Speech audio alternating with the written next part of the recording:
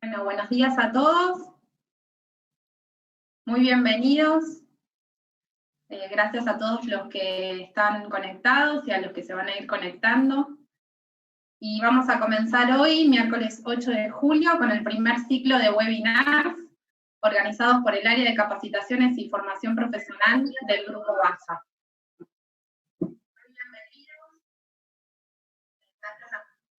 Soy Mariela González y los voy a estar acompañando como moderadora de la jornada, junto con la licenciada Romina Moreno, integrante también de este equipo de trabajo. Estamos muy contentos y entusiasmados en iniciar estos ciclos de conferencias destinados al desarrollo personal y profesional de los integrantes del grupo. Y también ayudar a la difusión de conocimientos, experiencias y debates acerca de temas importantes que nos atraviesan como organización dentro de la sociedad argentina. La idea de realizar estas conferencias surgió del análisis de las encuestas realizadas por la Dirección de Comunicaciones y Relaciones Institucionales semanas atrás. Las respuestas que ustedes nos enviaron mostraron la necesidad de recibir más capacitaciones sobre temas de bienestar físico y mental, y nos dieron las fuerzas necesarias para poner en marcha esta iniciativa. Hoy nos encontraremos hablando de la salud mental en tiempos de pandemia. Estamos convencidos que es imprescindible capacitarnos, comunicarnos y brindar acompañamiento a los líderes y sus equipos de trabajo para la gestión del COVID que estamos realizando. Este es un momento para ayudarnos los unos a los otros, compartiendo información de fuentes confiables, nuestras experiencias y también nuestros puntos de vista. Hoy tenemos un panel de profesionales y expertos y es un lujo tenerlos aquí. Los voy a presentar brevemente y a lo largo de las charlas vamos a ir hablando con ellos y presentándolos, ya que cada uno brindará su exposición. En primer lugar, la doctora Liliana Borsani, gerente médico de Red BASA. También está con nosotros la doctora Lorena Tach, coordinadora médica de CETET. Y por la tarde estarán acompañándonos las psicólogas Yanina Pancaro, coordinadora de tratamientos de CETET, Romina Pañota, psicóloga clínica del área de internaciones del Centro Gallego de Buenos Aires, y la licenciada Alejandra Salazar, coordinadora de gestión del potencial humano en CETET. Durante las charlas los invitamos a que aporten sus opiniones y reflexiones escribiendo en el chat que se encuentra a la izquierda de la pantalla. Todos los mensajes que hoy no podamos contestar los vamos a recopilar para los próximos encuentros. Y también pueden enviarnos sus dudas y consultas al mail de capacitaciones@grupobasa.com.ar, que les responderemos a la brevedad. Desde el área de capacitaciones y formación profesional queremos tomarnos un minutito para agradecer el acompañamiento y el esfuerzo de diferentes personas y áreas del Grupo BASA, ya que sin ellos esto no hubiese sido posible. En primer lugar, agradecemos especialmente al presidente del Grupo Olmos, el contador Raúl Olmos, por darnos siempre la libertad para innovar y fomentar estos espacios de conocimientos dentro del Grupo BASA. También hasta a nuestra directora general, la doctora Alicia Canga, quien apoyó desde el comienzo esta idea, nos dijo háganlo, así que ella además estará en el cierre de la presentación de la jornada de hoy y también le agradecemos.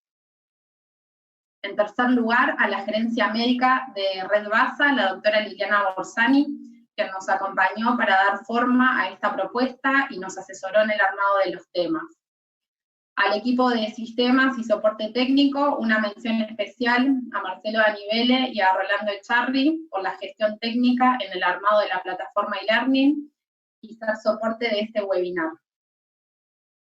Al equipo de comunicaciones y relaciones institucionales del grupo, un agradecimiento especial a la doctora Teresita Iturburu, quien dirige el área, y también a Candela Mazzone, que nos realizó un aporte creativo para este acontecimiento. al Centro Gallego de Buenos Aires y sus autoridades por compartir el conocimiento de sus profesionales y por el compromiso con el bienestar mental. A la directora de CETET, Florencia Ucía, y a todos sus integrantes que hacen una tarea realmente admirable para toda la red y que hoy contamos con varios de sus profesionales aportando sus conocimientos. A todos los expositores del día de la fecha, por quienes sentimos una profunda admiración por el trabajo que realizan y cómo representan al Grupo BASA. Y para finalizar, les damos un gracias bien grande a cada uno de ustedes, a todos los empleados y profesionales del Grupo BASA, que están enfrentando mano a mano esta situación, poniendo el cuerpo, el corazón en esta lucha que atravesamos, y lo sabemos y realmente se siente. Así que este webinar y los próximos que vendrán son para ustedes, para que pueda hacer desde nuestro lugar un pequeño aporte. Ahora sí, vamos a dar comienzo a la primera charla, que se denomina La salud mental y los desafíos de la gestión en tiempos de pandemia, a cargo de la doctora Liliana Borsani. Liliana es médica generalista, docente e investigadora. Posee múltiples especialidades en medicina de familia, auditoría médica, emergencias, gestión de sistemas sociosanitarios y de la seguridad social, epidemiología, alta calidad de salud y en evaluación de políticas públicas y planificación. Es además miembro del Observatorio Mundial de la Salud y actualmente se desempeña como gerente médico de la red BASA, con una tarea titánica realmente que realiza todos los días junto a un grupo de profesionales. Así que muchas gracias, Liliana, por estar acá presente. Vamos a dar la palabra para que puedas comenzar. Bueno, muchas gracias, Mariela. Voy a ver si comparto pantalla. Ahí estamos. Buenos días a todos. Un gusto que me hayan invitado y poder ser parte de este primer encuentro tan necesario. Vamos a poner la presentación desde el principio. Ahí estamos. Espero que se vea bien. Bueno, nos toca abordar el tema del estrés, de la salud mental en tiempo de pandemia.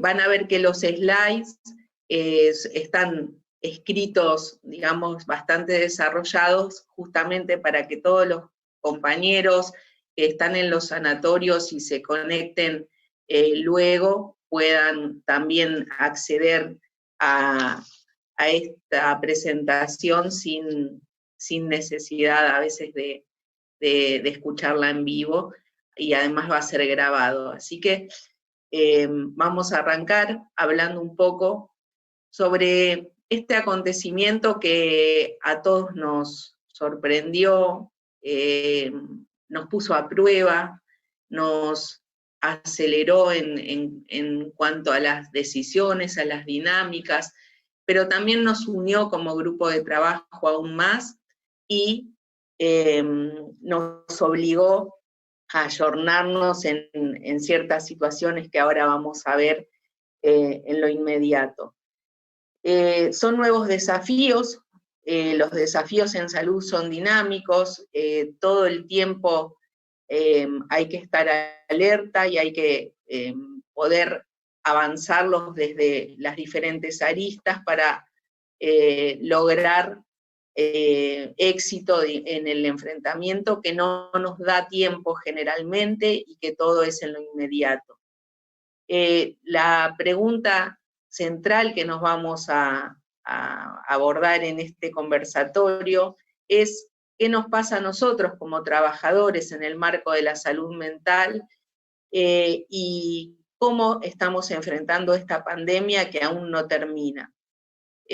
La propuesta sobre todo es fortalecernos, es compartir, es estar alertas, es saber que somos parte de una red, y una red que es muy amplia. Aquí en el slide tienen ustedes un panorama de cómo estamos distribuidos. Muchas veces dentro de la inmersión de nuestro trabajo, de nuestro quehacer cotidiano, no nos damos cuenta lo que es la red BASA y dónde estamos trabajando. Entonces, por eso yo les quise participar, les quise compartir esta diapositiva que me parece muy esquemática, porque tenemos que pensar en red. Así como muchos ya no hacemos ningún esfuerzo para pensarlo, sobre todo todo el equipo directivo y el equipo de jefes, donde en cada día y en cada situación nos estamos hablando, nos estamos consultando, estamos viendo a ver dónde tenemos la fortaleza dentro de la red para solucionar los problemas que se nos presentan día a día. Nosotros todos como trabajadores de la red, que somos 7.500 trabajadores en toda la red, debemos saber que podemos contar con cada uno de esos puntitos que se ven en el mapa y que en cada uno de estos lugares hay compañeros poniendo lo mejor de lo que pueden en cada día de trabajo. ¿Sí? Tenemos los 10 sanatorios propios, tenemos las clínicas de gerenciamiento UOM, policonsultorios, tanto UOM como propios, las sedes del CETET, que en esta pandemia, la verdad que, bueno, ya vamos a hablar de cómo se puso al hombro todo el equipo del CETET, ciertas actividades que fueron primordiales para avanzar en las tareas que se nos presentaron. Y bueno, me parecía importante arrancar por acá, porque somos una red que hoy en día en la Argentina está dentro de las primeras en cuestión de salud, ¿sí? Tenemos entre toda la red 2.000 camas, ahí ven las cirugías que tenemos al mes y las cirugías al año, los egresos de internación, las atenciones de guardia, y la magnitud de todas estas atenciones diarias, de todo esto, somos nosotros los gestores. Y así como somos nosotros los gestores, tuvimos que reaccionar ante la pandemia. Y estos retos, estos desafíos que se nos presentaron en forma explosiva, diría yo, ¿sí? Ha creado nuevas acciones que tuvimos que abordar en tiempo muy acotado y que gracias al grupo de trabajo lo pudimos cumplir. Con respecto a las acciones concretas que tuvimos que afrontar, yo acá las traté de organizar en cuanto a 5 pilares que fueron los que más tuvimos que solucionar en lo inmediato. Por un lado, la organización de las prestaciones, ¿sí? Ahí en la organización de las prestaciones tuvimos que, sin descuidar a todo aquello que teníamos en lo cotidiano, ¿sí? Todos los pacientes que andan por nuestros pasillos en cada uno de los días y todo el año, y que todos tienen una necesidad y que cada necesidad es importante, tuvimos que tomar ciertas decisiones, con los cuales además tuvimos ciertos inconvenientes en cuanto no a la decisión, sino en el acceso, porque no se conseguían por el gran consumo y que todos venían de China. Entonces, gracias a la red que somos, se pudo abordar eso también. La capacitación para nuestro personal, para cuidarlo, que es el pilar esencial para afrontar todo esto. Las medidas y los protocolos que hubieron que aprender y diseñar de acuerdo a la necesidad de cada uno de los sanatorios, y además el seguimiento estadístico y de resultados. Con respecto a la provisión de insumos y herramientas, se implementaron en conjunto con los referentes dispositivos para tanto la dispensa de medicación crónica, que había que seguirla garantizando, se diseñó la receta electrónica, el programa de receta electrónica, por eso arranqué hablando un poco de la red y del equipo que somos, porque cada uno de los engranajes que hacen esta red pudo ponerse al hombro lo que se necesitaba para poder afrontar la pandemia.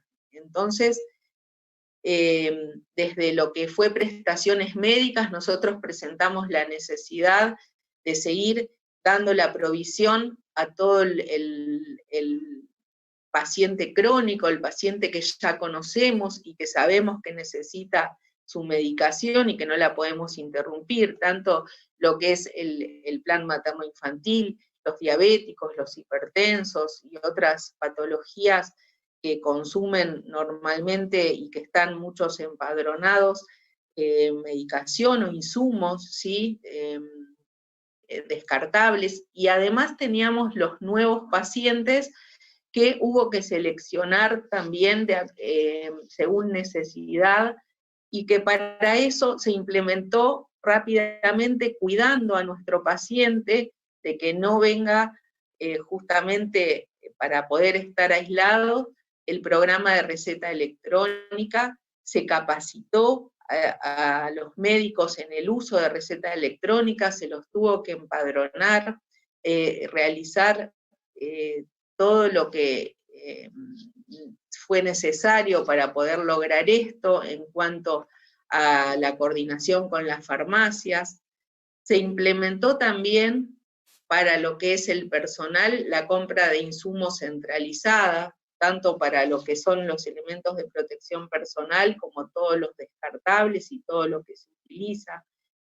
Justamente en esto que les contaba, donde la necesidad espontánea de todo el país hizo que los proveedores tengan desabastecimiento y por lo tanto el poder organizar la compra centralizada desde justamente el equipo central para todos los sanatorios hizo que se puedan asegurar y garantizar todos los insumos necesarios. También se establecieron mecanismos para todo lo que fue la capacitación de bioseguridad y el uso del equipo de protección personal. En eso fue justamente por la capacitación online, donde ahí tienen la cantidad de inscriptos y que seguramente todos ustedes participaron, los cursos que además se dieron en forma presencial en cada uno de los sanatorios y que todos los infectólogos de la red y además el personal de capacitación y cada uno de los responsables de servicios fueron quienes pudieron implementarlo en cada uno de los sectores de sanatorios y policonsultorios para que cada trabajador esté cuidado, que sepa, porque no solo el tener el equipo garantiza el poder cuidarse, sino también cómo ponérselo y sobre todo cómo sacárselo. Y no solo eso, sino todas las medidas de bioseguridad que hay que tomar en cuanto a la limpieza, todo el personal de limpieza, el personal no médico, también fue capacitado, y se completó este curso online para que se pueda hacer en el momento que cada uno tenga tiempo de acceder, también para evacuar todas las dudas que se presenten. Por otro lado, se organizó rápidamente, allá por marzo, ¿sí? La vacunación antigripal. El equipo de CETET y un montón de compañeros de los policonsultorios se pusieron al hombro la vacunación casa por casa de los discapacitados, de internación domiciliaria, y fuimos vacunando a todo el que lo reclamó y además a todo aquel que necesitaba no trasladarse y que estaba en domicilio. Además se hizo vacunación activa en los sanatorios y en los policonsultorios.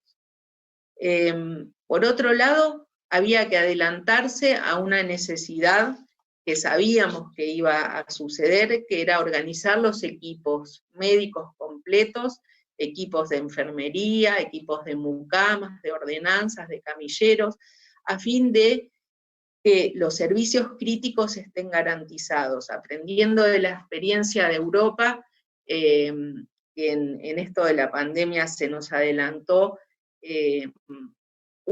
Sabemos que los más expuestos somos los más vulnerables, entonces organizamos con los directores administrativos, los directores médicos, los jefes de capital humano, equipos, calendario titular y calendario suplente, eventualmente en el caso de que se nos caiga, sobre todo en áreas cerradas, un equipo completo, porque haya que aislarlo obligadamente por algún caso sospechoso o algún caso positivo. Saben ustedes que en los contactos estrechos también se toman los recaudos, y entonces teníamos que tener ya preparado el plan B.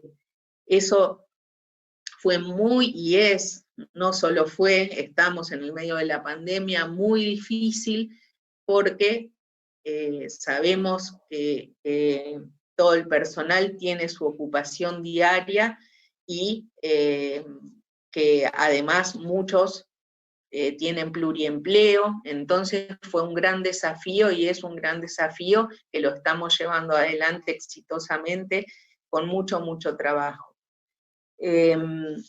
Bueno, y por supuesto, se protocolizaron todos los sistemas, tanto de referencia y contrarreferencia, esto para los casos de alta complejidad, ¿sí? Para los casos que necesiten derivación de un lugar a otro, para aquellos casos, por ejemplo, de los policonsultorios, donde inmediatamente los directores de nuestros policonsultorios tomaron la decisión conjuntamente con el equipo de central de suspender toda la consulta programada, considerada no prioritaria, adelantar en referencia con los sanatorios las cirugías prioritarias que no se podían demorar, y las oncológicas también, toda la atención oncológica, y todo lo que no fue imprescindible se programó.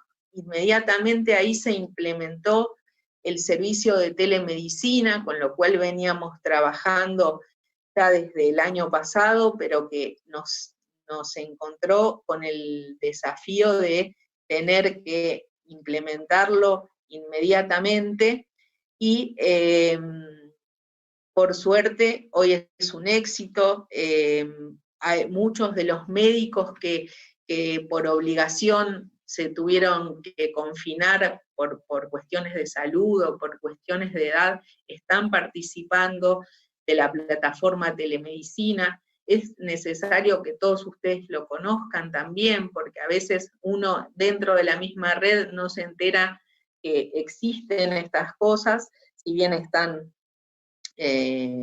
difundidas todo lo que se puede, pero aprovechamos esta oportunidad también para decirles, bueno, ahí Gabriela Benchimol, jefa de traslados y derivaciones, tuvo también el desafío de fortalecer el call center, quienes reciben todas las demandas y articulan con el sistema de telemedicina para aquel que está en la casa, que no se traslade, y poder hacer un triage en cuanto a la necesidad. Y para ese triage el médico se conecta, muchas veces en un gran porcentaje no es necesaria la consulta presencial y se resuelve por telemedicina, y junto con la receta electrónica se puede tener un tratamiento exitoso sin necesidad de tener el encuentro presencial. Además se hace el seguimiento de cada uno de los pacientes. En esto también intervienen todos los sanatorios y policonsultorios en cuanto al seguimiento de los pacientes casos sospechosos o COVID que estén en buen estado de salud, que sean un cuadro leve y que puedan estar en internación domiciliaria.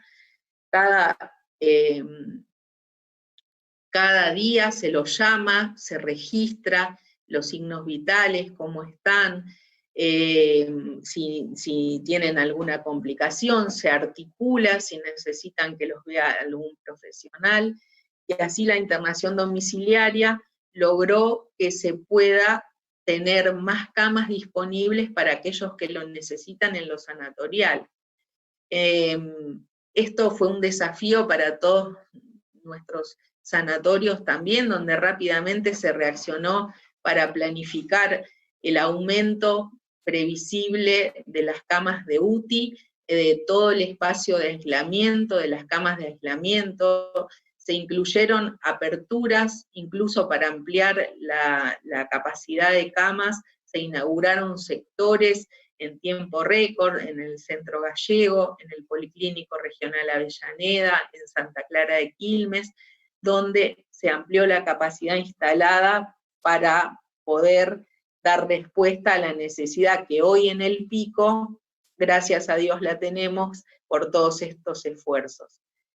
También dentro de las medidas y los desafíos, no fue menor el poder diagramar el circuito y el flujo de pacientes y que todo aquel usuario de cada uno de nuestros efectores aprenda que había un lugar que le llamamos limpio y un lugar sucio, un lugar de febriles y un lugar de no febriles, y a partir de ahí se hizo toda una señalización y se diagramaron los sectores, y que cada uno de nosotros tuvimos que conocer y rápidamente poder difundir al usuario de cada sanatorio, cada policonsultorio, para poder conservar las medidas de aislamiento necesarios en los casos sospechosos.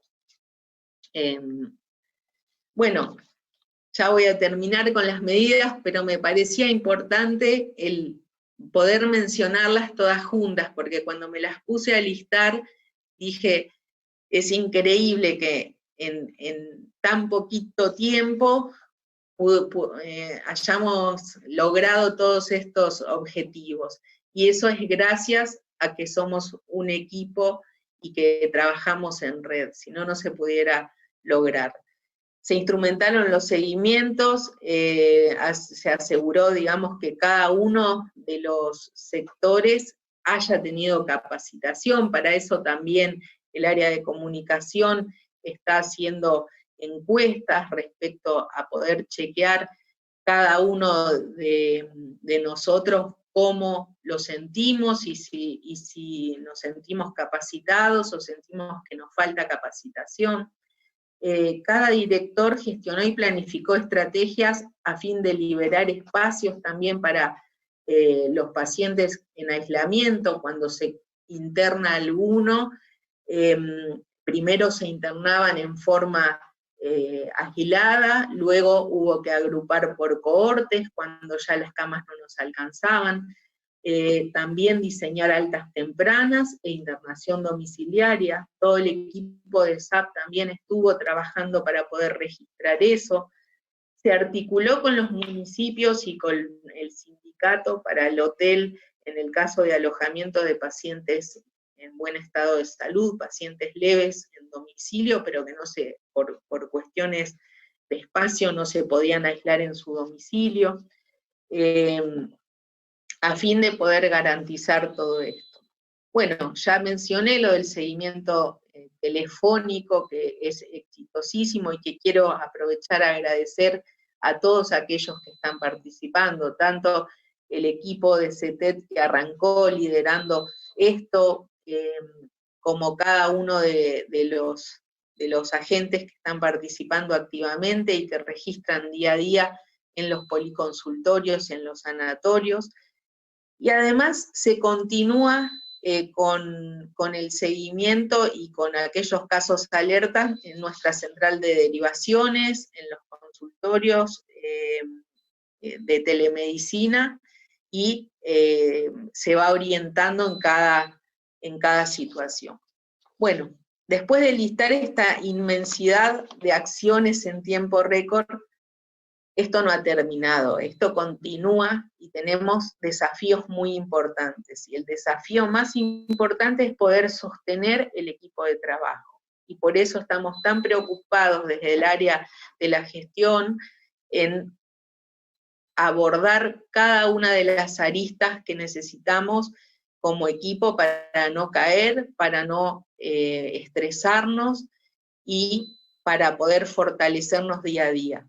Nuestro presidente, desde el día 1, lo que nos recomendó es cuidar a cada uno de los trabajadores, cuidar a cada uno de los compañeros, que era lo fundamental para poder avanzar en todo lo que se nos venía. Y así esperamos que ustedes se sientan cuidados, y lo estamos haciendo, y sostener este trabajo, esta demanda constante, esta día y noche de situaciones que para cada uno nos mantienen alerta, es, bueno, lo que nos obliga muchas veces a seguir diseñando capacitaciones, acciones, y estar en cada uno de los momentos que se necesite.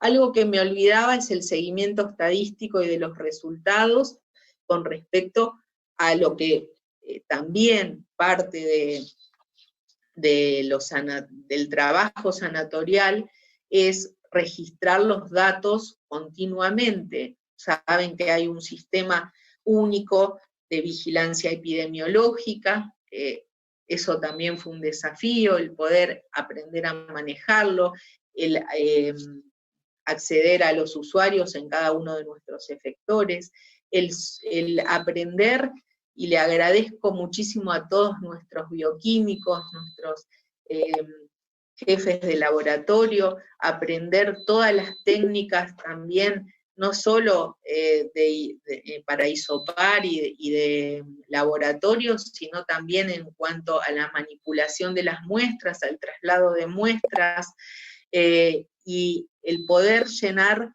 las planillas y luego volcarlas con los resultados para no perder nuestra estadística, que es muy importante, no solo en lo epidemiológico, sino también para ver justamente cómo se va comportando en la red cada uno de los grupos poblacionales.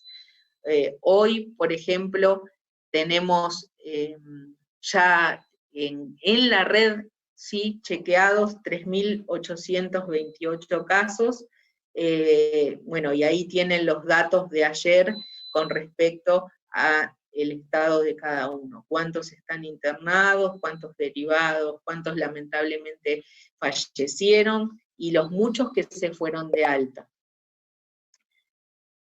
Pero todo esto nos lleva al encuentro de hoy, como decíamos, en el desafío de cuidarnos día a día, porque toda esta pandemia fue un factor estresante y lo sigue siendo, y no solo eso, sino que no sabemos cuándo termina. Y estas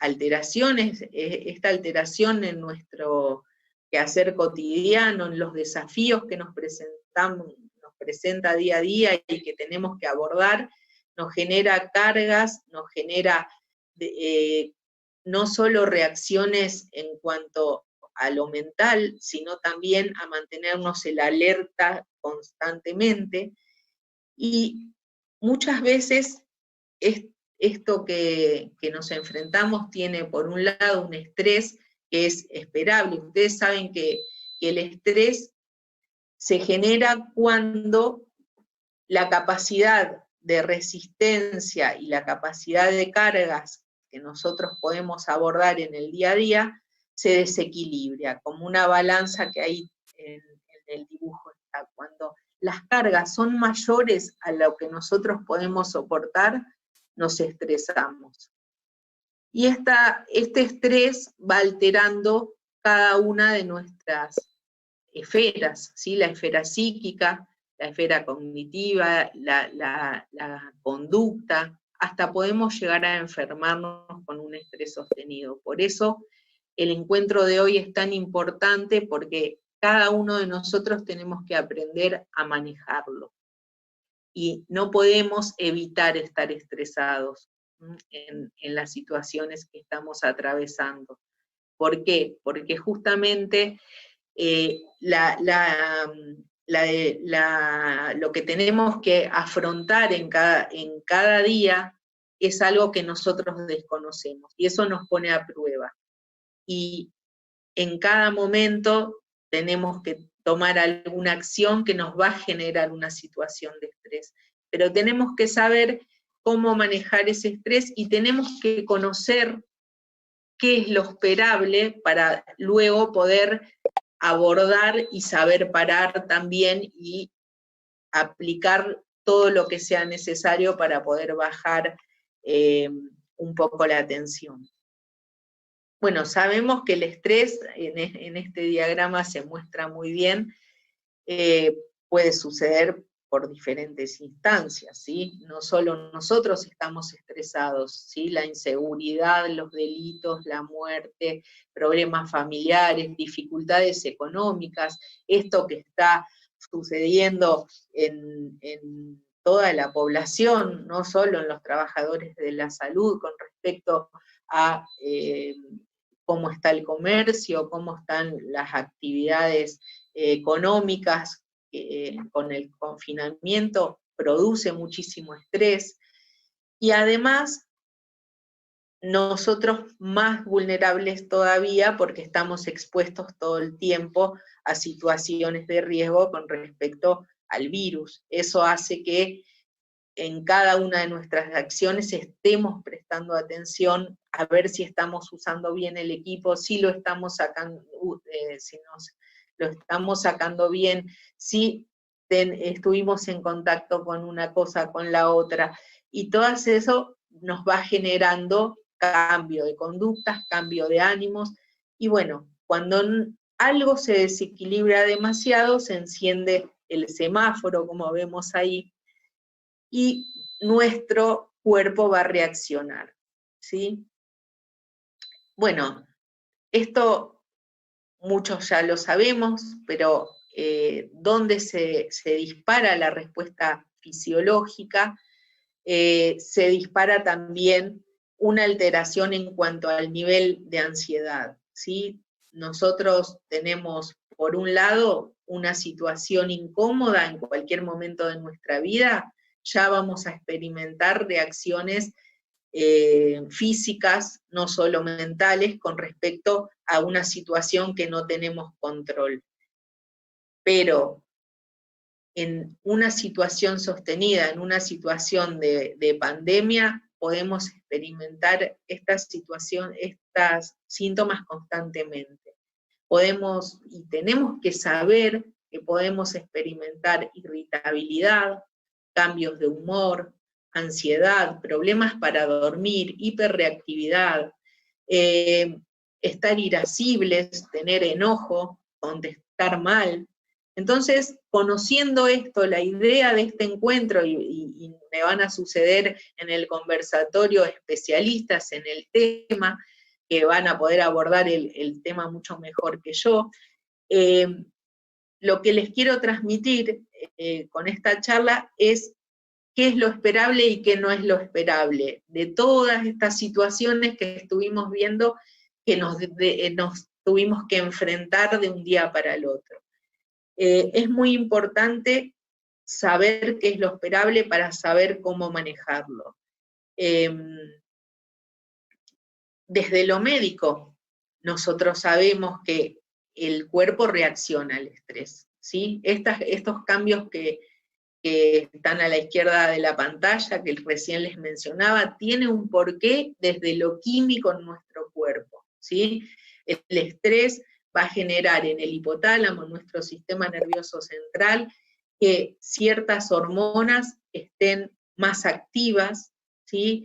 Y entonces la hipófisis va a secretar más adrenocorticotrofina, ¿sí? Que va a actuar en la corteza suprarrenal, en unas glándulas arriba de nuestros riñones, para los que no son médicos o enfermeros, secretan corticoides, ¿sí? El cortisol es la famosa hormona del estrés, es la hormona que nos mantiene alertas, que nos mantiene despiertos, que nos mantiene preparados para la huida, ¿sí? Preparados para enfrentar una situación donde necesitamos que todo esté alerta, que los músculos tengan la sangre suficiente para salir corriendo en una situación de estrés.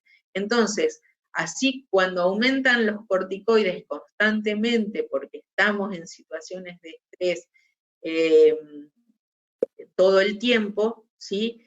Va además a secretarse las catecolaminas, adrenalina y noradrenalina, y eso tiene un efecto en nuestro sistema vascular, va a aumentar la tensión arterial, va a aumentar los niveles y la viscosidad de la sangre, va a aumentar los niveles de cortisol, la frecuencia cardíaca, y bueno, y todo esto va a generar que todo el tiempo estemos en alerta.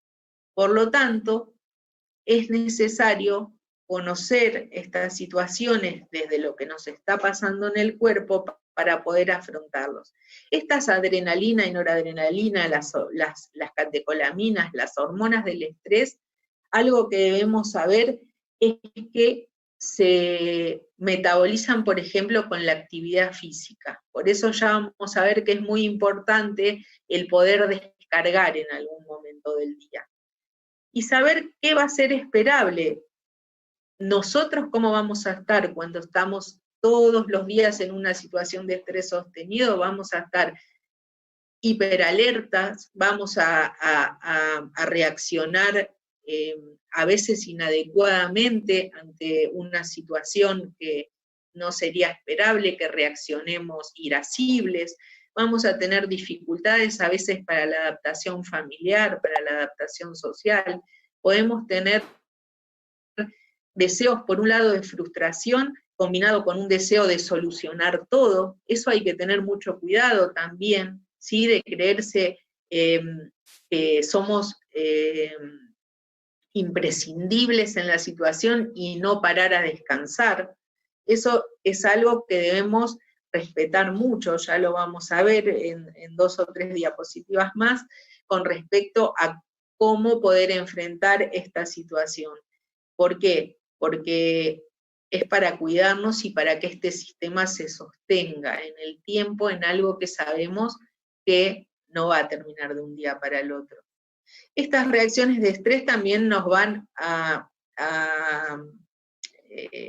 enfrentar a veces en nuestra familia, ¿sí? Van a aparecer reacciones de dificultad en la comunicación. Piensen que nuestras familias están muy preocupadas porque nosotros estamos trabajando en el ambiente de salud, tiene temor, tiene angustia respecto a las condiciones que nos exige el trabajo. Entonces, ¿qué nos puede pasar? Nos puede pasar que tengamos tendencia a subvalorar las dificultades de la familia respecto a las víctimas del COVID que estamos viendo día a día, entonces estamos muy inmiscuidos en el trabajo y nos baja la tolerancia ante cualquier situación familiar. Esto es esperable.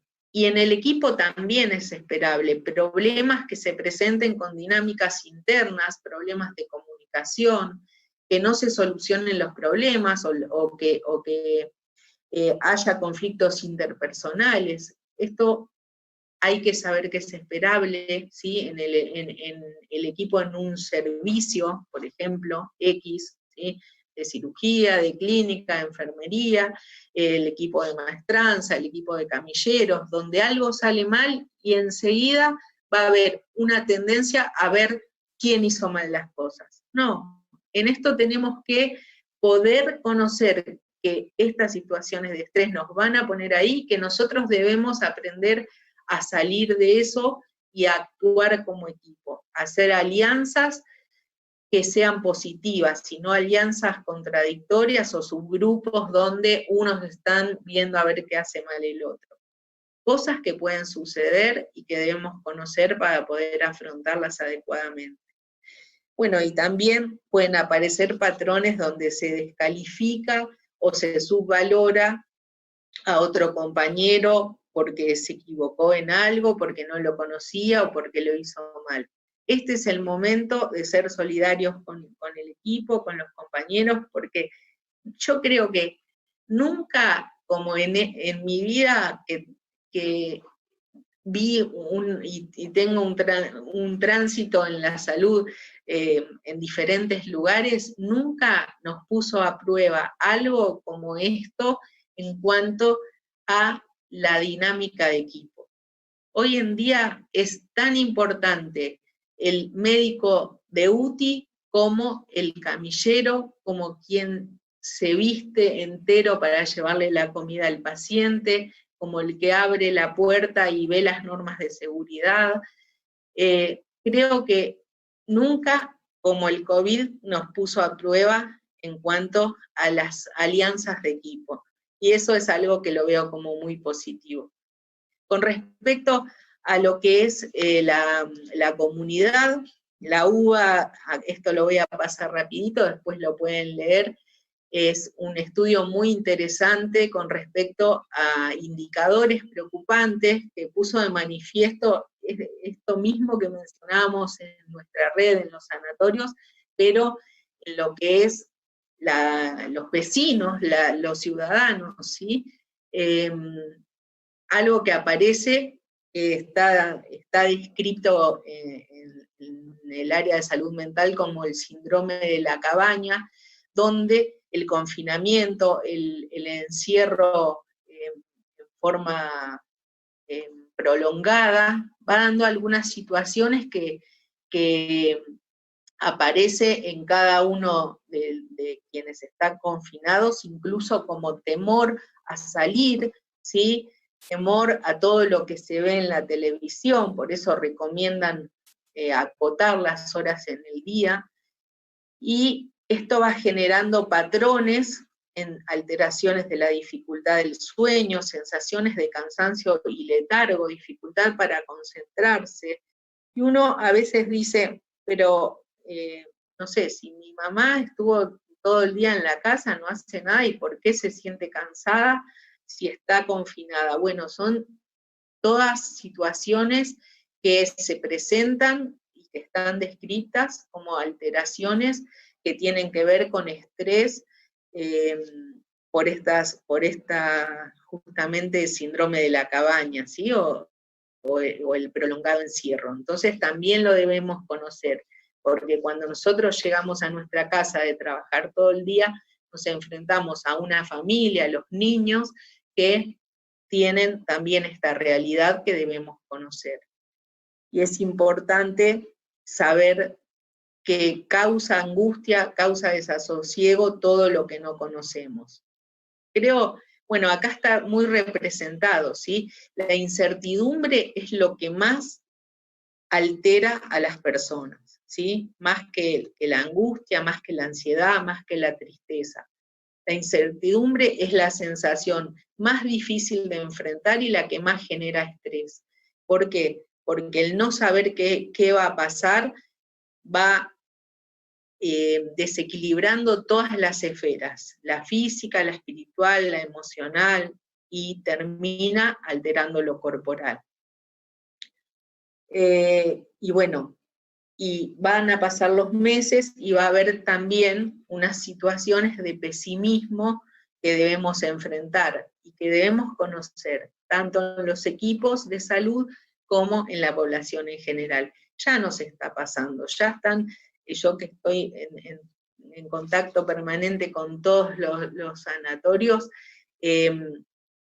me pasa que aparece un problema en uno de esos sanatorios y automáticamente en el término de esa semana se replica ese problema en los otros sanatorios, en cuanto sobre todo a situaciones que tienen que ver con el estrés, ¿sí?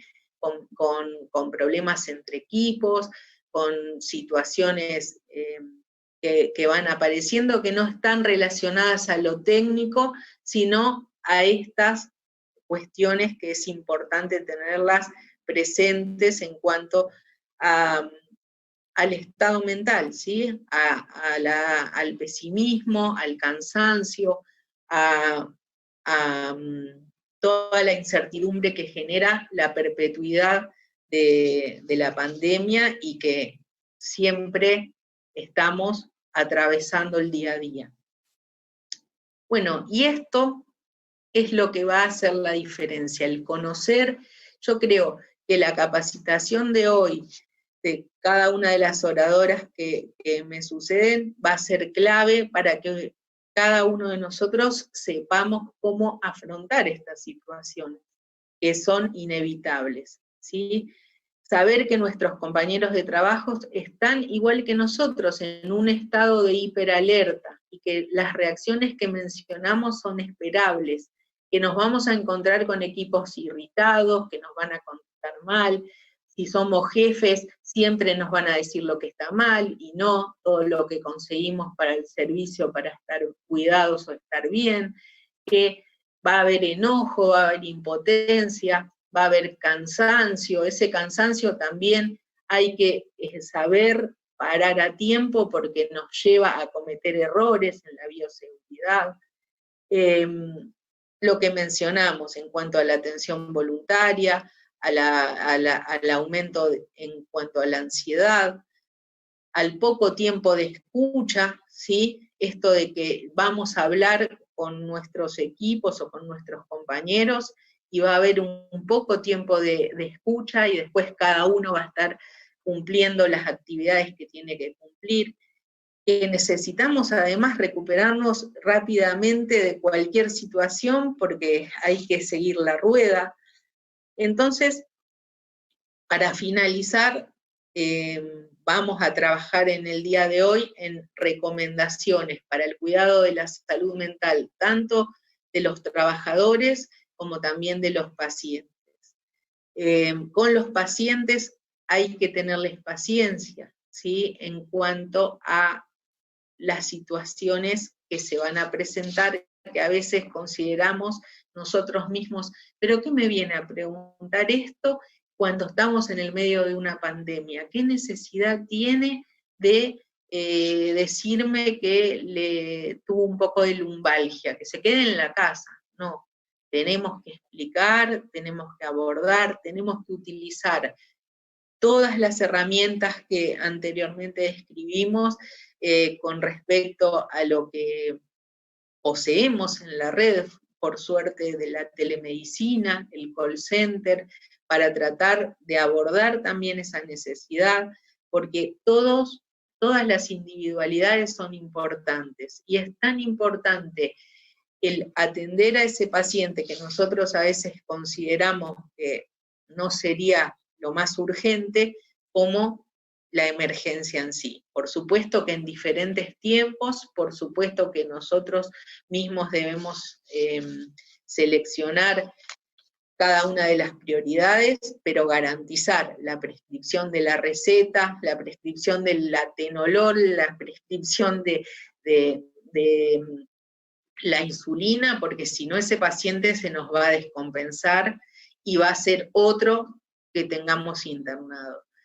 Después, mantener el contacto vía telefónica con todos los pacientes crónicos, por eso estamos trabajando mucho en los policonsultorios con las direcciones para que aquellos médicos que puedan seguir a los pacientes ya conocidos de muchos años a veces en forma telefónica, lo vayan haciendo sin necesidad de la plataforma de telemedicina, también es válido. Hablar todas estas situaciones que vimos recién con los compañeros, con los familiares, apoyarse, y después con los equipos brindar sobre todo apoyo, contar con el equipo de salud mental que tiene cada sanatorio para cuando uno detecta alguna situación de estrés, saber que estamos experimentando una situación extraordinaria y saber esto que les mencionaba anteriormente, de que es lo esperable por la sobrecarga de trabajo, por la sobrecarga de ansiedad y de incertidumbre. Compartir la información de sea lo que sea que nos enfrentamos con nuestro equipo de manera constructiva. La forma de comunicación es importantísimo, y sobre todo en los contextos de emergencia, ¿sí? Siempre tiene que ser la comunicación propositiva, la comunicación alentadora, marcar el error para no volverlo a cometer, pero no buscar al culpable y evidenciarlo, sino aprender del error, un principio básico de normas de calidad, que es cuanto más tenemos que tenerlo presente hoy en día. Y por supuesto que es buenísimo si somos jefes, si somos responsables de algún sector, si somos quienes tenemos a cargo un equipo de salud, de maestranza, de enfermería, de instrumentación quirúrgica, de lo que sea, siempre tener algún comentario alentador, un comentario que sea motivador. Eso es fundamental para poder abordar como equipo las situaciones de estrés. Y además, no mostrarnos siempre invencibles, mostrarnos que también, si somos responsables o líderes de algún sector, estamos igual que todo el equipo, que tenemos incertidumbre, que muchas veces nos frustramos, que vamos a buscar las soluciones en conjunto, que nada mejor que buscarle las soluciones el que conoce el trabajo en lo cotidiano. Entonces pensar 5 es mucho mejor que pensar 1 y decir se hace así porque yo lo digo. Entonces, eso ténganlo siempre presente, ¿sí? Promover, otra de las cosas importantísimo, y exigir, en el caso de que seamos responsables de equipo, el cuidado de las necesidades básicas.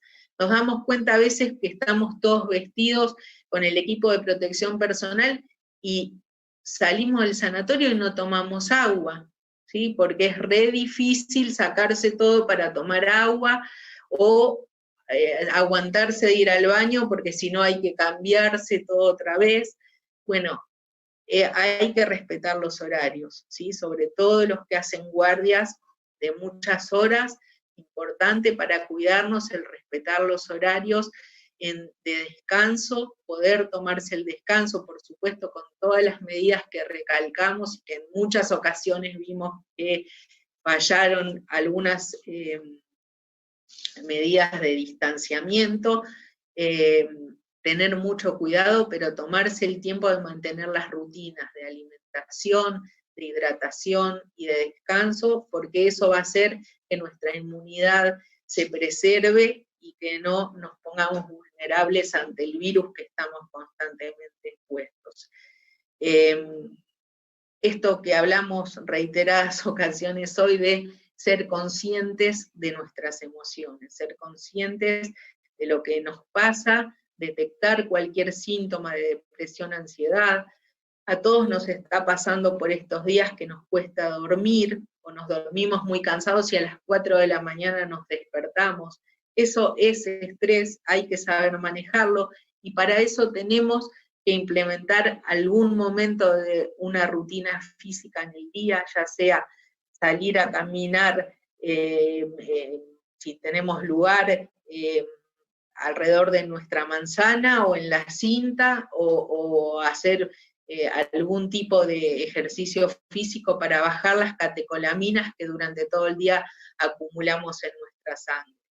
Y bueno, y por sobre todo tener presente esto, que es muy importante cuidarnos en esto del lema de cuidar a los que cuidan, porque no es más fuerte ni más inteligente el que sobrevive, sino el que es capaz de adaptarse a los cambios, como dijo Darwin. Y nunca mejor que esta frase aplica en tiempos de pandemia. Así que bueno, aquí finaliza mi presentación. Creo que después podemos evacuar dudas. Le doy la palabra a Mariela. Bueno, muchas gracias Lili. Realmente muy interesante todo lo que nos mostraste sobre el trabajo que se hizo en la red, que así compilado impacta terriblemente el trabajo que se hizo y el que se sigue haciendo y el que vamos a tener que seguir haciendo por un tiempo más. Así que desde ya te agradecemos enormemente estos minutos que pudiste compartir con nosotros, sabiendo que estás a las corridas todo el tiempo, todos los días. Así que bueno. Sí. Muchas gracias a ustedes. Luego las dudas que recibamos a las consultas las vamos a compilar y va a formar parte, digamos, del próximo curso. Así que le cedo la palabra a mi compañera acá de equipo de trabajo, Romina Moreno, para la próxima presentación. Muy bien, bueno, también muchas gracias, doctora Borsani, felicitaciones por la ponencia. Es una excelente apertura de la jornada con los importantísimos conocimientos y reflexiones sobre los desafíos de la gestión de la salud mental en tiempos de pandemia y las acciones concretas tomadas por la Red BASA frente a esta contingencia. Bueno, como bien dijo Mariela, mi nombre es Romina Moreno, formo parte del área de capacitaciones y formación profesional del Grupo BASA, soy moderadora de este evento junto con Mariela González. Le seguimos dando la bienvenida a todos los que se están sumando a este webinar, La salud mental en tiempos de pandemia. Ahora sí vamos a habilitar el chat para que nos dejen sus mensajes y preguntas, y también los invitamos a seguirnos en las redes sociales de Facebook, Instagram, Twitter, LinkedIn, como Red BASA. Ahora bien, vamos a pasar a la segunda charla del evento y presentamos a la doctora Lorena Tach.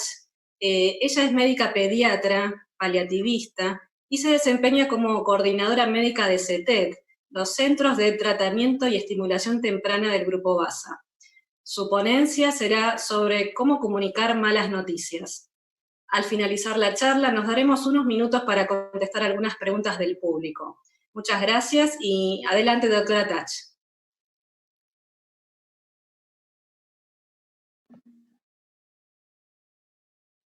Ahí estamos. Hola, ¿cómo están? Muchas gracias. Quería agradecer la invitación de BASA para poder participar por este ciclo de charlas virtuales.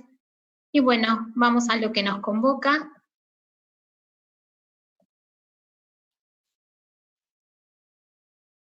Ahí está la presentación. Perdón, ¿eh?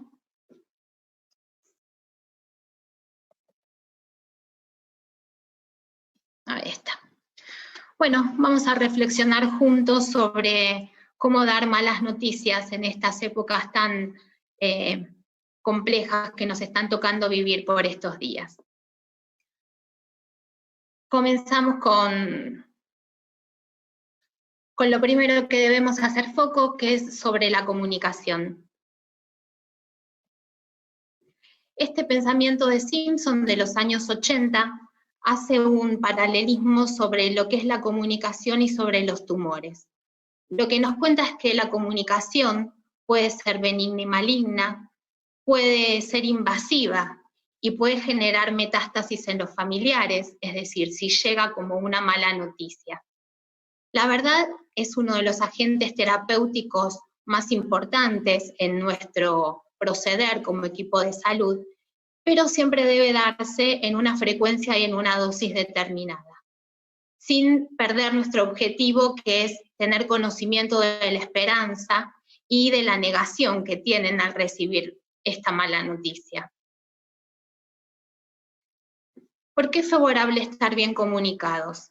El estar bien comunicados es favorable para fortalecer el vínculo médico-paciente, para disminuir las incertidumbres y para brindar al paciente y a sus familias un plan donde encaminarse.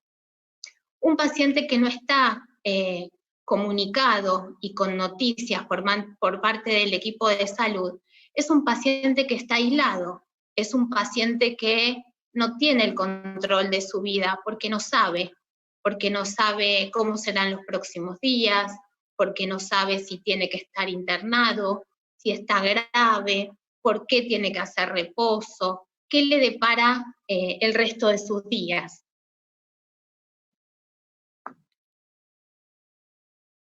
Saber cómo se compone un mensaje es importante en estas situaciones que estamos viviendo, porque antes era habitual brindar noticias de manera presencial. Hoy por hoy, como decía la doctora Liliana en su anterior charla, todo el equipo BASA está dando noticias de manera virtual, de manera telefónica, por medio de una videollamada. Entonces, un mensaje se compone por lo que se dice y por cómo se dice. Hoy por hoy el cómo se dice, cuando dentro del protocolo de COVID hacemos una llamada telefónica para comunicar la noticia del hisopado o cómo está la familia, es muy importante el tono, cómo voy a llevar adelante esa comunicación. En el cómo se dice, cuando estamos presencial, la gestualidad es muy importante. Por eso es necesario comprender de qué manera en las distintas situaciones en que nos toca trabajar es importante el cómo se dice. Cuando leí el protocolo que armaron desde BASA y que me pareció muy interesante de cómo poder dar la noticia y cómo hacer la contención hoy por hoy en el COVID, decía que debíamos referirnos a nuestros pacientes con su nombre de pila. Eso nos da proximidad, nos da cordialidad, hacerlo con un tono calmo, que ellos no sientan que es únicamente un llamado rápido para sacarnos la situación de encima y que sientan que estamos con actitud de escucha, que estamos entendiendo lo que les está pasando, porque estamos dando una noticia, y una mala noticia para muchos es recibir un resultado de un hisopado con un COVID positivo. Lo que nosotros no pudimos hacer antes con esta metodología virtual es hacer una indagatoria en cuanto al paciente. No sabemos si este paciente tenía miedo de recibir esta noticia, si este paciente estaba preparado. Por eso es que lo que tenemos que hacer es tratar de tener el mayor cuidado posible en el momento de transmitirla. Si el paciente también nos habla sobre su familia, sobre cómo se siente, tratar de anotárnoslo para cuando al próximo día volvemos a hacer la llamada, preguntar por el nombre de pila de ese familiar y tener este vínculo a la distancia, que es difícil porque no nos enseñaron cómo mantener un diálogo telefónico para dar malas noticias.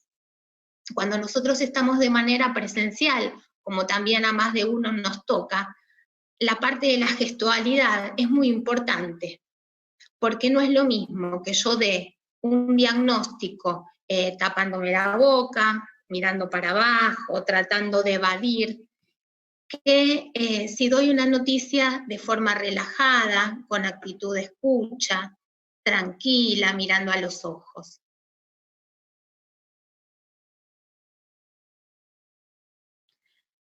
¿Qué necesitamos para dar un mensaje? Estos 6 puntos son claves para cuando necesitamos dar un mensaje, una mala noticia. Primero debemos estar en un lugar que sea privado. No podemos dar el mensaje en una sala de espera, en un pasillo. Lo adecuado sería estar en un lugar solo con el paciente, con la familia. Me gustaría que el lugar sea luminoso, sabemos que a veces no ocurre en los lugares donde trabajamos encontrar lugares aireados, luminosos, con sillas, pero debemos procurar tener un lugar como ese. Tenemos que tener actitud de escucha, no debería estar tirada para atrás, sino con actitud con el tórax hacia adelante, con mi cuerpo y mis manos relajados, no debería estar tocándome la boca o mirando por debajo. Que el paciente sienta que estoy escuchándolo y que tengo tiempo, que no necesito irme corriendo para resolver alguna otra situación, sino que acá estoy, después de esta noticia que te di, acá estoy, para escucharte, para contenerte. Otro de los puntos, y muy difíciles, es respetar los silencios. después que doy una mala noticia, se abre un abanico de emociones en el otro.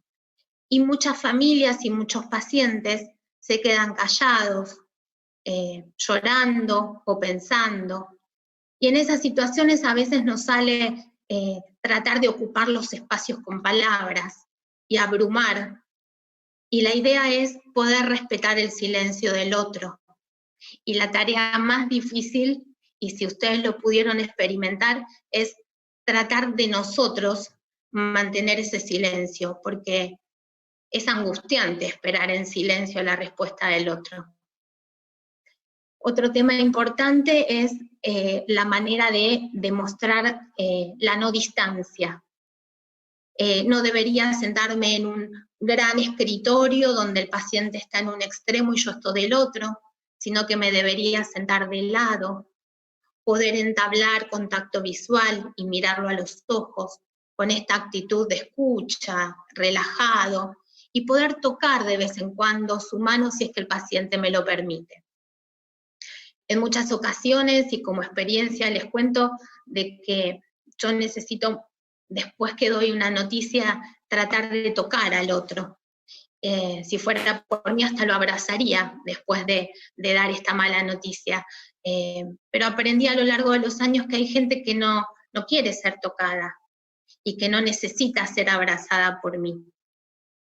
Ese es uno de los puntos que para mí es más duro, porque lo que aprendí es que yo necesito tocar por mí, para sentirme tranquila que lo que estoy transmitiendo está llegando y que yo necesito el contacto físico.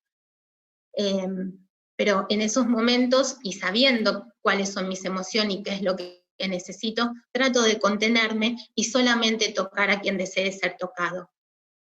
Otro de los puntos importantes en cuanto a dar un mensaje es poder realizar preguntas abiertas. Yo no le preguntaría a un paciente, ¿y tenés miedo de morirte? ¿Tenés miedo de estar en riesgo de vida? Yo le debería preguntar, ¿cómo te sentís? ¿Cómo estás? ¿Qué pensás respecto de esto que te está sucediendo? Y bueno, llegamos a lo que nos convoca, que son las malas noticias. La mala noticia es toda información que altera la vida de una persona de forma drástica. En el día de ayer, una familia podía estar en la plaza con su hijo jugando y le aparecieron moretones en sus piernas, lo llevan al pediatra y el pediatra hoy les diagnosticó una leucemia. ¿Qué pasó? A lo largo de un día, con una familia feliz que estaba con un niño jugando, hoy está en un sanatorio con un diagnóstico y con una mala noticia tan terrible como que su hijo tiene una enfermedad oncológica.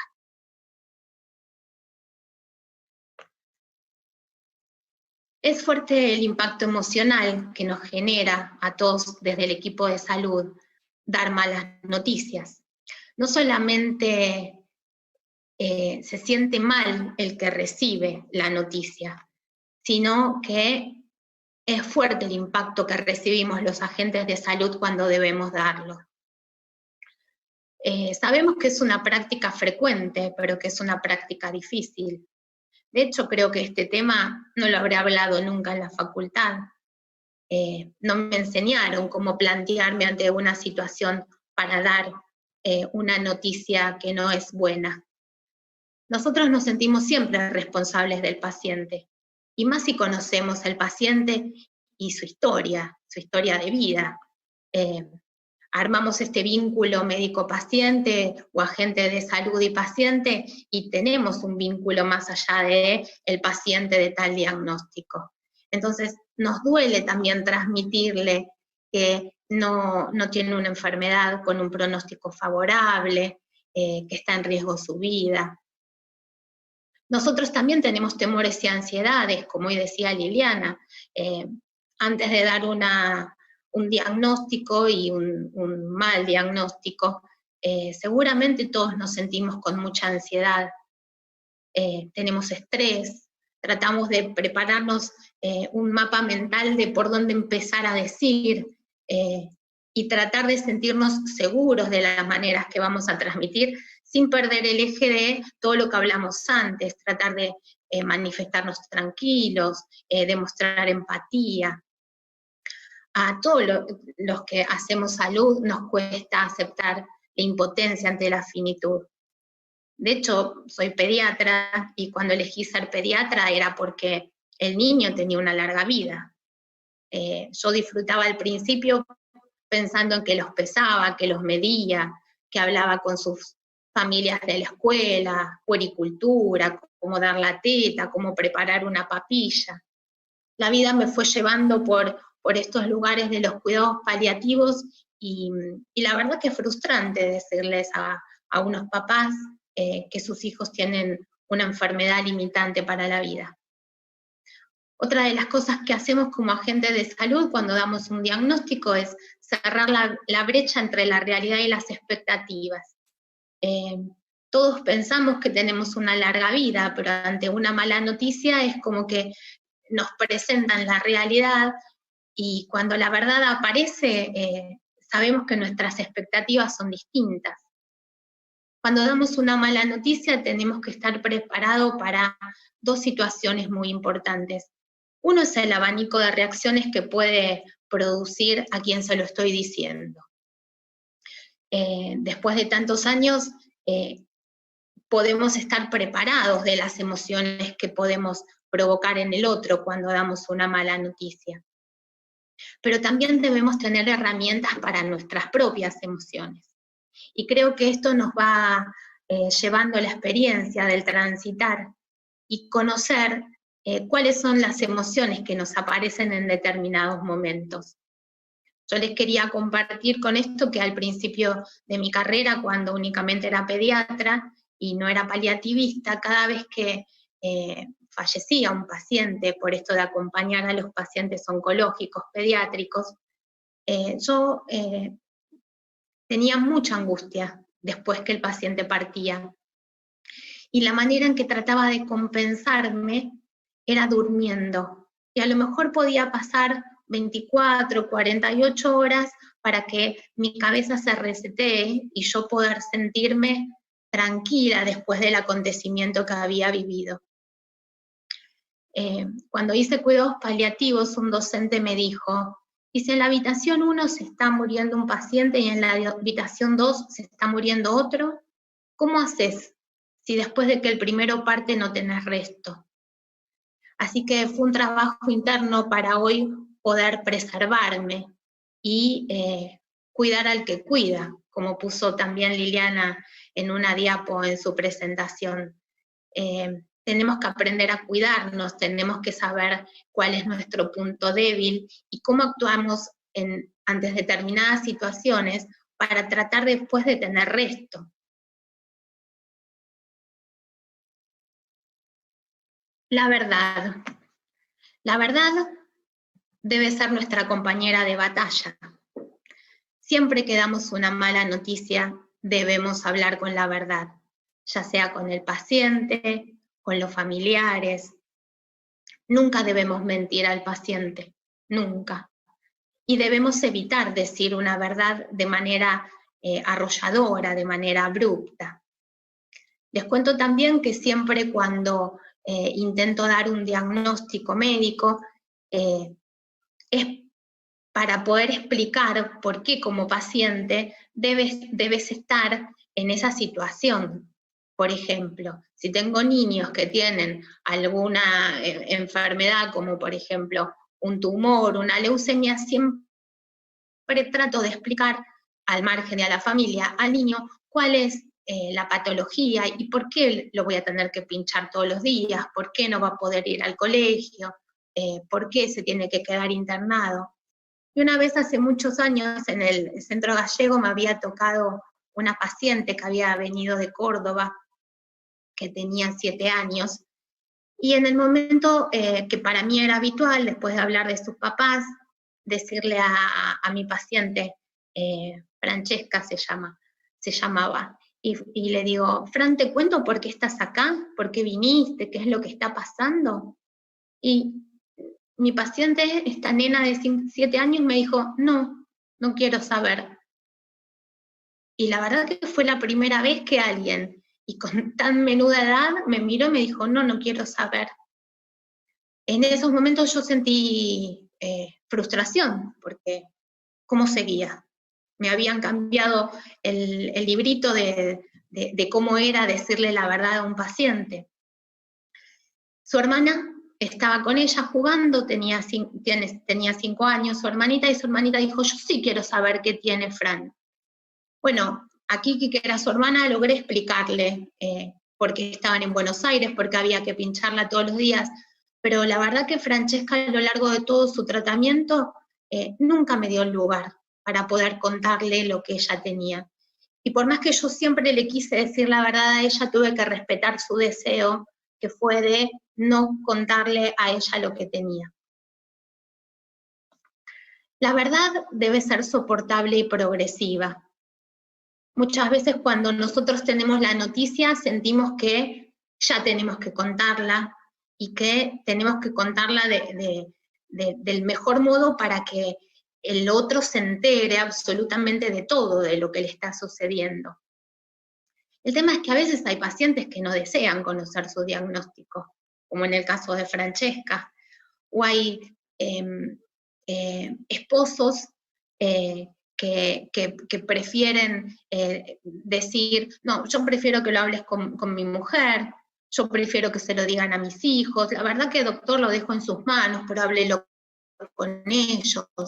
Entonces no debemos insistir en querer contarles la verdad sobre el diagnóstico, porque a lo mejor esta persona no está preparada para soportarlo. El derecho que tiene todo paciente es el de conocer la verdad y de conocer su estado de salud, pero yo no puedo obligarlo a que lo quiera conocer si no lo desea.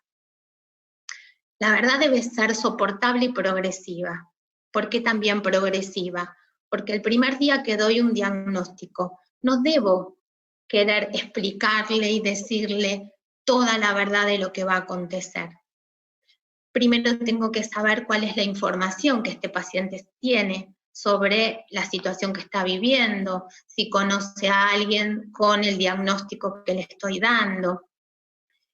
Y saber también como agente de salud, como médico, de que voy a tener varios días donde vamos a volver a hablar sobre lo mismo, porque como dijimos al principio, de cuando damos un mensaje, lo que se dice es importante, pero que el paciente necesita que se lo digamos muchas veces a lo largo de los primeros días luego del diagnóstico.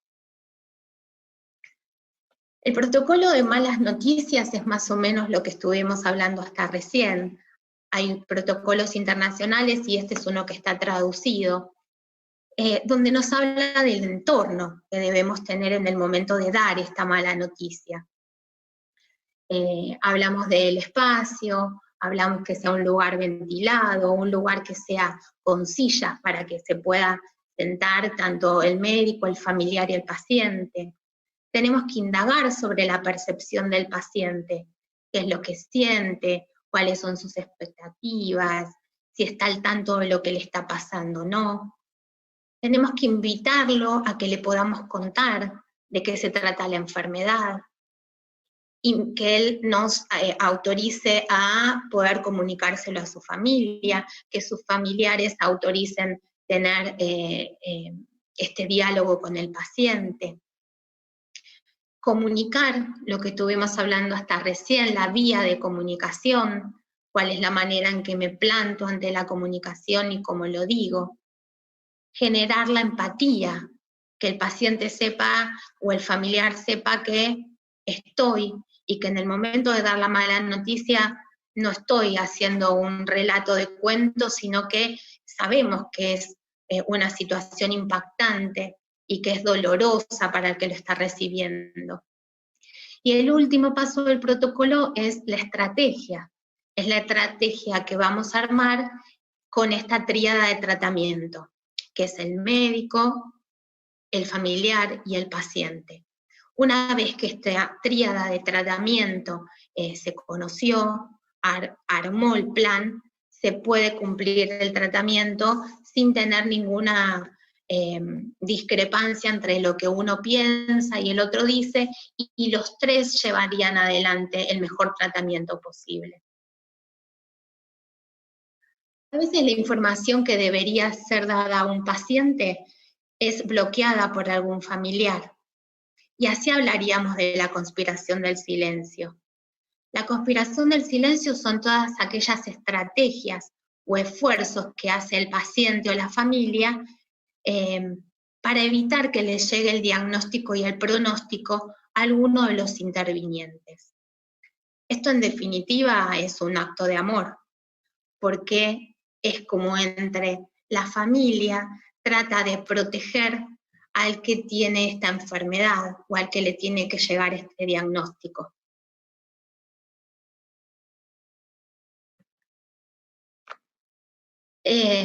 Existe posibilidad de modificar la conspiración del silencio. Para nosotros los médicos, que existe la conspiración del silencio, a veces nos hace actuar de una manera diferente a la deseada.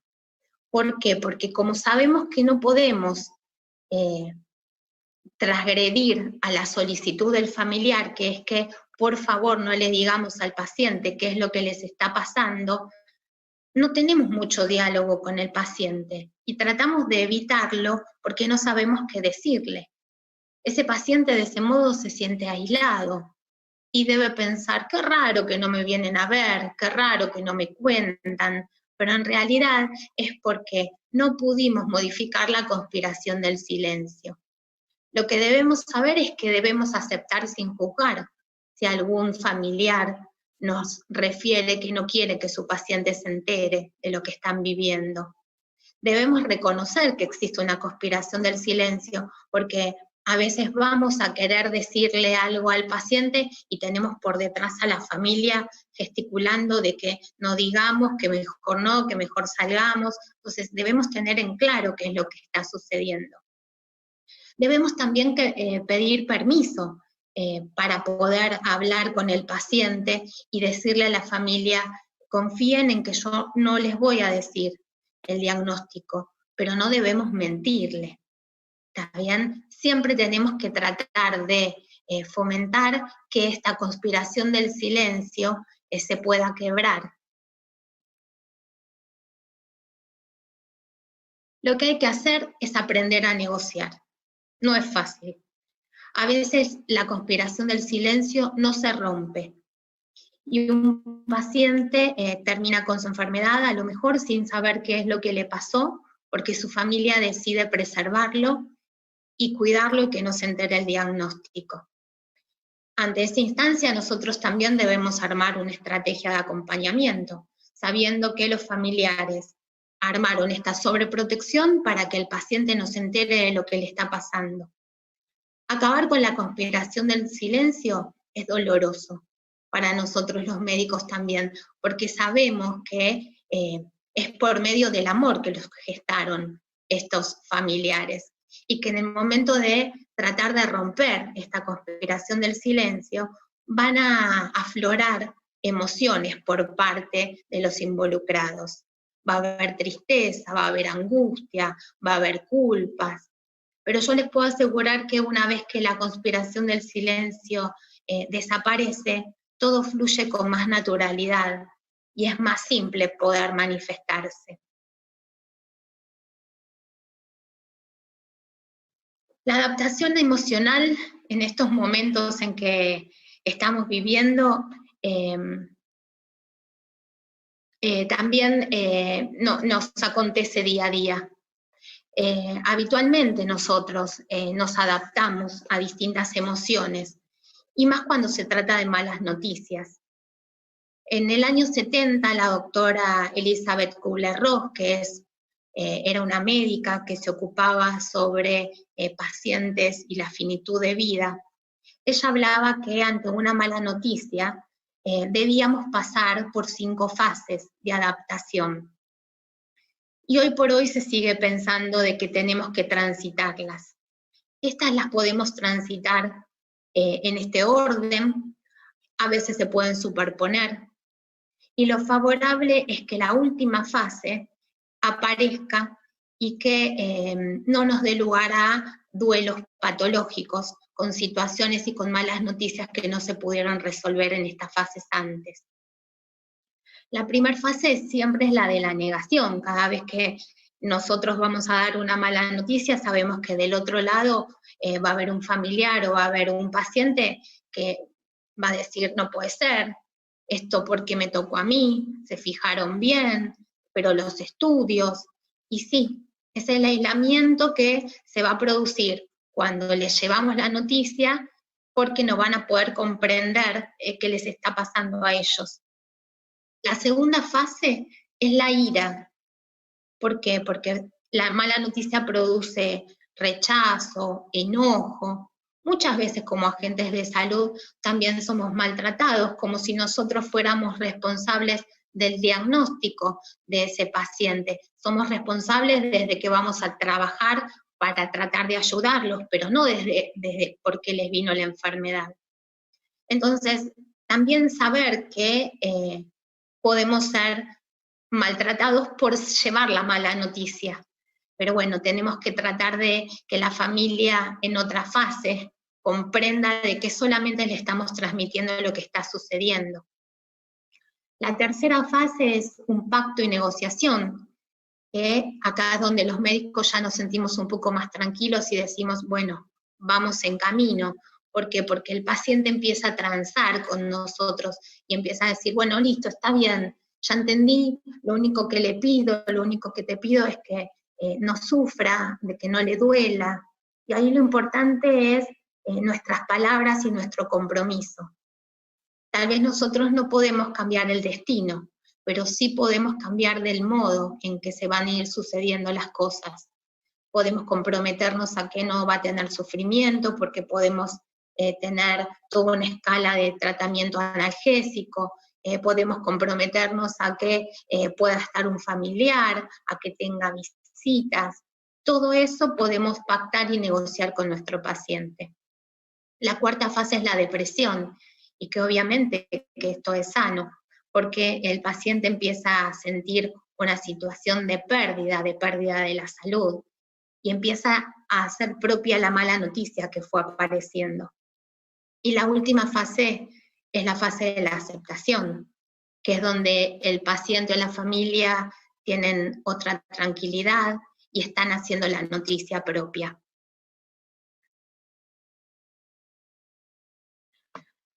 Las conductas adaptativas a veces pueden ser bien adaptativas o mal adaptativas. Depende cada persona y depende la historia de cada persona.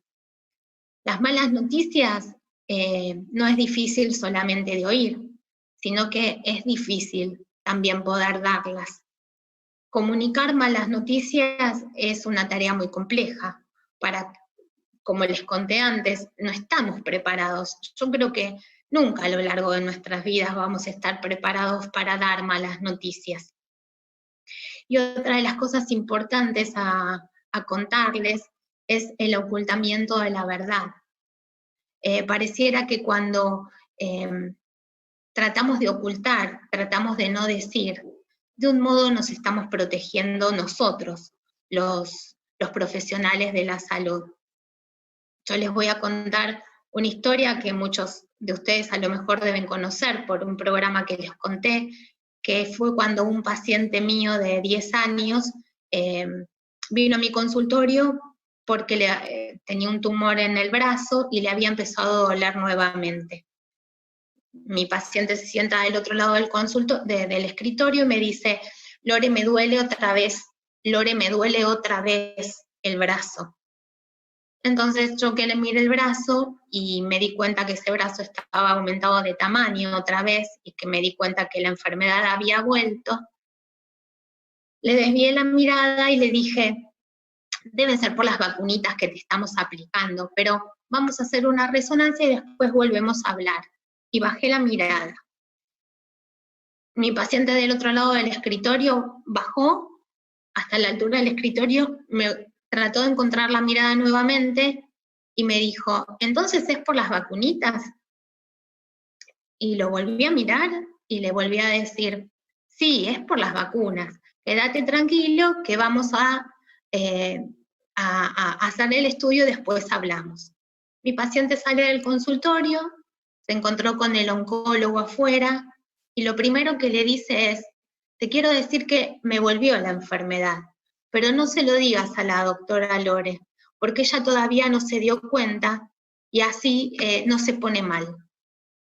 Lo que les quiero transmitir con esto es que a lo largo de tantos años de trabajo y de hacer esto, es que ese día para mí fue un máster universitario donde aprendí todo lo que no se debía hacer. Lo miré a los ojos y le mentí. Puse con palabras tratando de dilatar una situación, porque yo no me estaba bancando poderle dar otra vez a ese niño esa mala noticia. Y después que el paciente me cuidó a mí, porque el paciente le dijo al oncólogo, pero pobre, para que ella todavía no se dé cuenta. Entonces, lo que les quiero transmitir con esto es que, por más que seamos médicos, profesionales de salud, y por más que pasen los años, nunca vamos a estar preparados para dar malas noticias. Lo que nosotros tenemos que saber es con qué herramientas vamos contando a lo largo de los años para poder estar preparados en el momento de darla, sabiendo que después tenemos un abrazo que nos espera afuera para decir, listo, ya pasó, vamos ahora adelante, vamos juntos a hacer el tratamiento, porque no es fácil también estar parado con estas posturas de relajación y con la mirada fija y con tranquilidad, pudiendo decir una persona que tiene un cáncer o tiene un hijo que va a quedar secuelado neurológico. La idea es que podamos aprender de estas charlas y que van a pasar los años y que ojalá haya muchas charlas como estas donde nos den lugar para hablar sobre nuestras emociones. Así que les agradezco mucho a todos por haberme invitado y espero que les haya servido mi charla. Muy bien. Excelente exposición y experiencias compartidas por la doctora Tach. Le agradecemos muchísimo este aporte que sin duda ayudará a muchos profesionales en su enriquecimiento profesional y humano. Nos llegaron, bueno, algunas preguntas y comentarios como para compartir y poder debatir un poquito. Vamos a transmitir 2 preguntas del público. La primera es, doctora Lorena Tach, ¿cuál sería la mejor manera de manejar el enojo de un familiar, un enojo exacerbado de un familiar en la primera comunicación de un diagnóstico?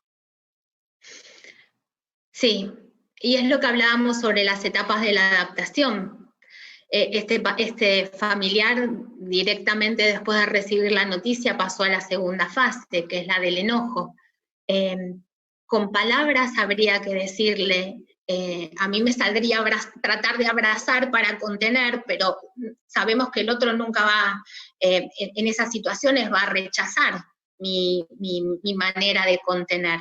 Entonces lo que le debería decir es que yo lo entiendo por lo que está pasando y que es una situación crítica, pero que por favor estoy necesitando de él para llevar adelante este tratamiento. Y que nos podemos enojar porque es parte de lo que nos puede pasar y son sensaciones que van a salir adelante, pero que hoy tenemos que focalizarnos en lo importante. Lo importante es que nos ayude a transitar el tratamiento de este ser querido. Pero no lo retaría, ni me enojaría, ni me sentiría mal, ni me sentiría que es personal. Lo que sentiría es que es una fase de la adaptación y que a cualquiera de los familiares o de las personas le podría estar pasando. Perfecto, perfecto, muy claro. También mencionamos los mensajes que nos están haciendo llegar. La licenciada Mariela Paliero la felicita por la ponencia. Nadia Vilo también, excelente la ponencia. Gracias. Y la última pregunta, doctora, nos hace llegar también, esto se relaciona mucho con la pregunta anterior, pero sucede que en muchos casos el paciente recibe medianamente bien un mal diagnóstico, pero un familiar no, lo recibe con bastante enojo, frustración y negación. ¿Qué consejo le daría un profesional en estas situaciones? Sí, en realidad siempre tenemos que pensar de que si nuestro paciente está comprendiendo y está entendiendo de qué se trata, para nosotros ya es como la mitad de la batalla ganada. ¿Por qué? Porque lo principal es que nosotros mantengamos a nuestro paciente en calma. Cuando un familiar se desborda, a lo mejor tenemos que apartarlo de la sala o del lugar donde está el paciente padeciente y tratar de explicarle que sabemos que no es algo que ellos hayan querido que suceda, pero que la situación está, entonces, que con el enojo no lo vamos a resolver. Que lo que nosotros como equipo de trabajo, y tenemos que trabajar en equipo con un equipo de psicólogos, de psicopedagogos, que nos ayuden, que lo vamos a ayudar a transitar este periodo que les toca vivir, y que va a estar acompañado, y que somos todo un equipo que está a disposición de ellos, que nosotros nos vamos a ocupar de la medicación y del acompañamiento del paciente, pero que también nos vamos a ocupar de la familia. De hecho, una de las cosas importantes que siempre dialogamos es cómo está formada la familia, quiénes son los cuidadores principales, porque nosotros tenemos que armar esta tríada de tratamiento, que es el médico, el paciente y la familia, y tenemos que funcionar bien los tres para que podamos hacer el mejor plan de tratamiento posible. Así que la pregunta es muy parecida a la de antes, es decirle que comprendemos su enojo, que entendemos por lo que está pasando, pero que somos todo un equipo que lo va a acompañar. Muy bien, muy claro, muy claro el mensaje que estamos recibiendo. También Erika de las Nieves Martínez saluda, gracias por estas charlas y experiencias, muy bueno. Nosotros también los saludamos a todos ellos. Muchas gracias, doctora, por su exposición, muy brillante, la saludamos. Y bueno, vamos a continuar entonces con este evento. Les recordamos que estas ponencias quedarán grabadas e incluidas posteriormente como material en un próximo curso en nuestra plataforma de cursos y capacitaciones al que todos pueden acceder registrándose en cursos.grupobasa.com.ar.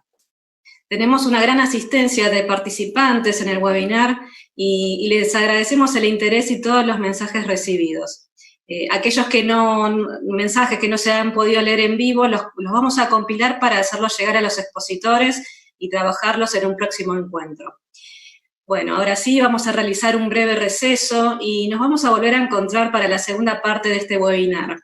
Los esperamos a todas y a todos a las 14 horas para escuchar las ponencias de las licenciadas Yarina Pancaro y la licenciada Romina Pagniota y también la licenciada Alejandra Salazar. El cierre de la jornada estará a cargo de la doctora Alicia Canga. Así que bueno, nos vemos en un rato, muchas gracias por la asistencia y nos vemos después. Muchas gracias. Gracias por la invitación. Hasta luego. Gracias a ustedes. Chao.